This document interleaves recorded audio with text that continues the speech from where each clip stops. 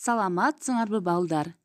Мен силерге Алипе китебинен карышкыр менен эчки жомогун окуп берейин. Көңүл буруп уккула. Карышкыр менен эчки. Карышкыр аскада оттоп турган эчкини көрөт.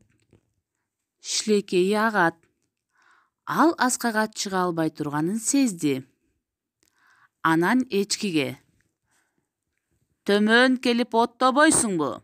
Жери түз, чөбү ширин экен" дейт карышкыр. "Рахмат, каке. Сен мени тойсун деп чакырбай эле, өз курсагыңдын камын ойлоп жатпайсыңбы?" деди эчки. Демек балдар, карышкыр менен эчки жомогу эмне жөнүндө экен? Бул жомокто кайсы каармандар катышкан? Силерге суроо. Карышкыр эчкини кайда чакырды? Эмне үчүн чакырды деп ойлойсуңар? Эчкиге сен кандай кеңеш берет элеңер?